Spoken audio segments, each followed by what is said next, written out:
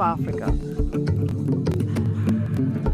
The face and voice of Africa. The story of resurgent and burgeoning Africa is here. Only on the Pulse of Africa channel.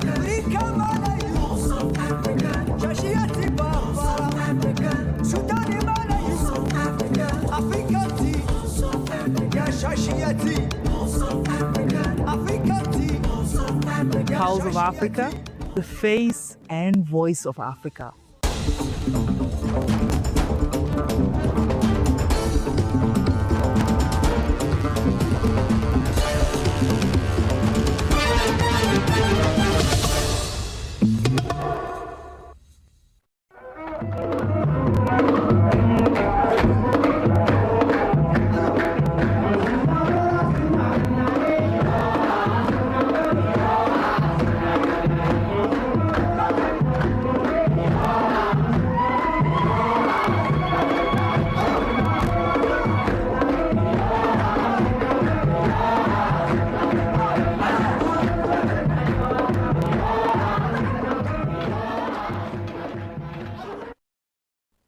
Happy Ethiopian Christmas and welcome to Pulse of Africa News. I'm Gamachisa Mandida. We cover inspiring stories and key moments shaping Africa.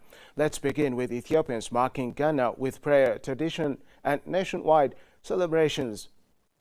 Millions of Ethiopians across the country marked Christmas locally known as Ghana on January 7 with deep religious devotion and vibrant cultural festivities. Celebrated according to the ancient Julian calendar used by several Christian denominations in Ethiopia, the holiday commemorates the birth of Jesus Christ and stands as one of the nation's most important religious observances. From urban centers to remote rural communities, worshippers gathered in churches to pray, sing hymns, and give thanks. Religious services and community gatherings were held, reflecting the spiritual significance of Ghana and its role in strengthening social bonds. In Addis Ababa and other major cities, large crowds filled cathedrals for special liturgies. Across the country, families ended the long Advent fast with traditional dishes such as dorowet and injera as celebrations spread through neighborhoods. Dressed in traditional white garments, participants joined processions and religious rites that showcased Ethiopia's rich spiritual and cultural heritage. Ghana is also marked as a unified national occasion, bringing together Ethiopians of diverse backgrounds in celebration and fellowship. Alongside its religious meaning, the holiday once again highlighted the enduring cultural traditions that continue to shape Ethiopia's identity.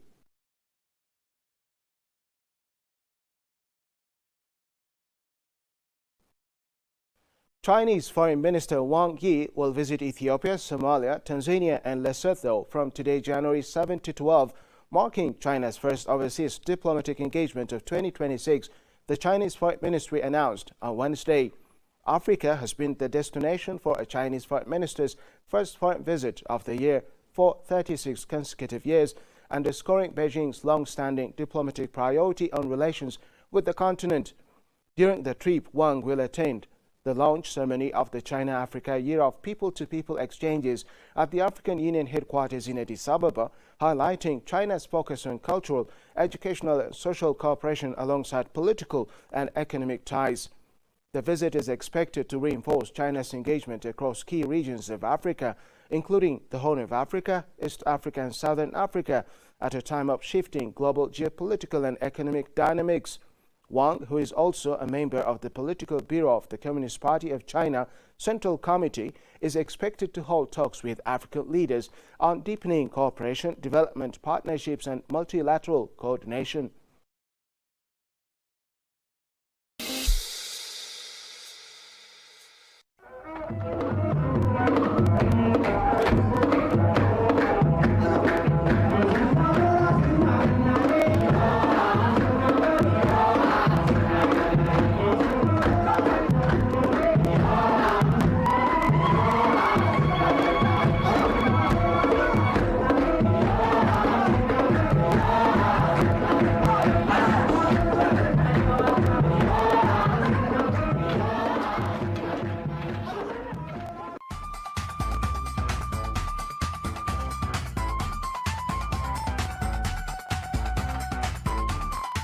In Ethiopia, more homes and businesses now have access to electricity.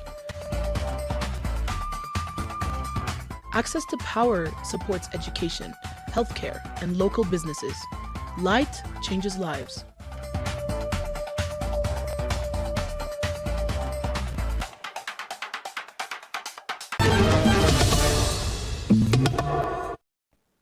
Now to Nigeria. The Nigerian Communications Commission has unveiled a draft national spectrum roadmap outlining regulatory plans for radio frequency management and allocation from 2025 to 2030. The roadmap, issued under the Nigerian Communications Act 2003, aims to support Nigeria's broadband, digital economy and innovation goals while enhancing spectrum efficiency. The Nigerian Communications Commission emphasized that the draft is consultative and not intended as a legal, licensing or investment advice. Stakeholders, including operators, government agencies, broadcasters, satellite service providers and equipment manufacturers, are invited to provide feedback which will help shape the final policy. The roadmap highlights structural imbalances in Nigeria's spectrum allocation resulting from historical licensing patterns since telecommunications liberalization in 2001.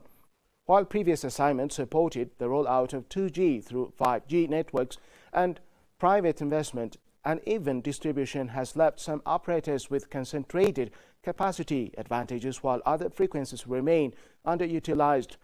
To address these challenges, the Nigerian Communications Commission proposes enhanced spectrum audits, improved planning, and a stronger secondary market framework to promote optimal use of frequencies, encourage fair competition, and improve service quality.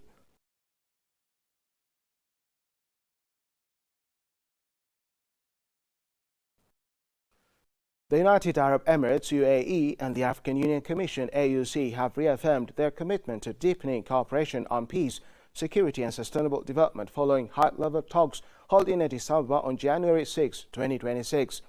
The meeting brought together Sheikh Shakbut bin Nayan Al Nayan, UAE Minister of State, and AUC Chairperson Mohammed Ali Yusuf, building on earlier political consultations held in Abu Dhabi in September 2025 under the 2019 Memorandum of Understanding between both sides. In a joint statement, the UAE and AUC underscored their shared support for Africa's Agenda 2063, including the flagship Silencing the Guns by 2030 initiative and the African Continental Free Trade Area. Both sides highlighted the link between peace, regional stability, trade and long-term development, agreeing to intensify cooperation in these areas.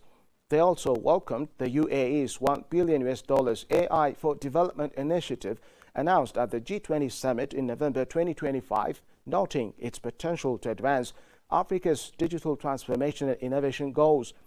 Discussions further covered peace and security challenges in the Horn of Africa, Sudan and Somalia, with both sides reaffirming support for sovereignty, territorial integrity and humanitarian access. The talks also addressed water security ahead of the 2026 UN Water Conference to be co-hosted by the UAE and Senegal, and concluded with a pledge to strengthen AUC-UAE collaboration on shared priorities aimed at promoting stability, resilience and sustainable growth across Africa.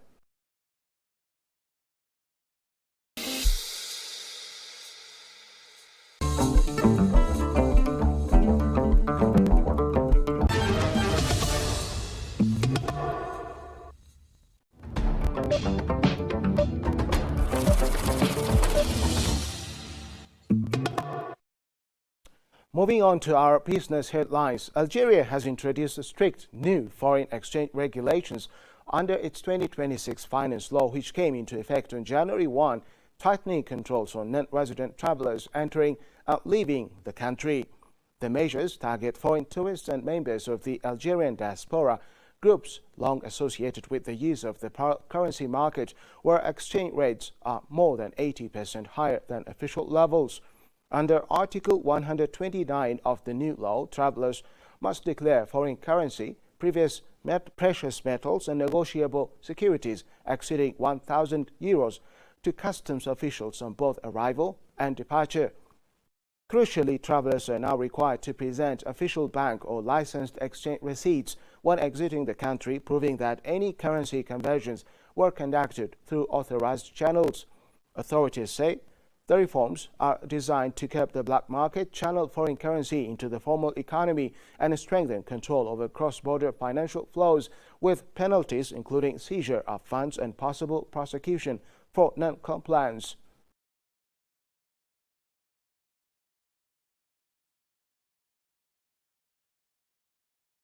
Shell has signed an agreement to acquire a 35% interest in offshore blocks 49 and 50 in Angola from Cabinda Gulf Oil Company Limited, a subsidiary of Chevron, the energy major said in a statement. The deal, structured as a farming agreement, has received Angolan government approval and is pending the completion of final legal requirements. Chevron confirmed the transaction, noting it remains subject to regulatory clearance.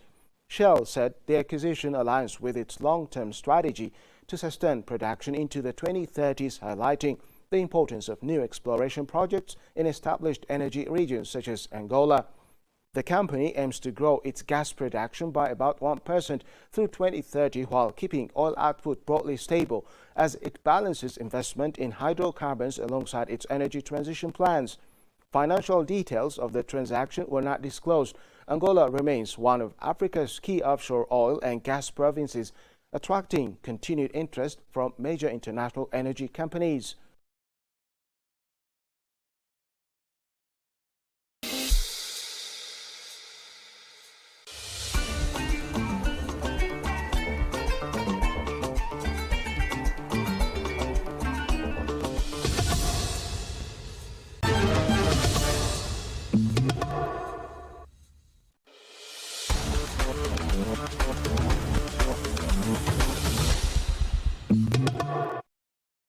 Finally, sports. The quarter-final lineup for the 2025 Africa Cup of Nations in Morocco has been confirmed, with 4 high-stakes encounters scheduled across Friday and Saturday as the tournament enters its decisive phase. Friday's action begins in Tangiers, where Mali face defending champion Senegal in a West African derby at 1600 GMT. Later in the evening, host Morocco take on Cameroon in Rabat at 1900 GMT, with the Atlas Lions aiming to leverage home advantage against the 5-time African champions. On Saturday, attention shifts to Marrakech for a heavyweight clash between Algeria and Nigeria at 1600 GMT, renewing one of Africa's fiercest football rivalries. The quarter-final stage concludes in Agadir at 1900 GMT as 7-time winners Egypt meet Ivory Coast in another high-profile showdown. With former champions dominating the lineup, the quarterfinals promise intense competition as teams battle for a place in the last 4.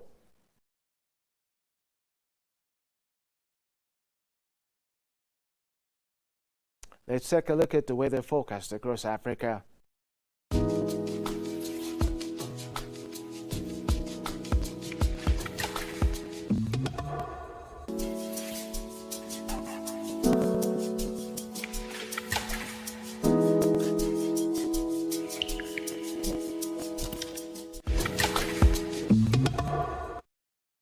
That's it for the hour. Thank you for tuning in. Goodbye.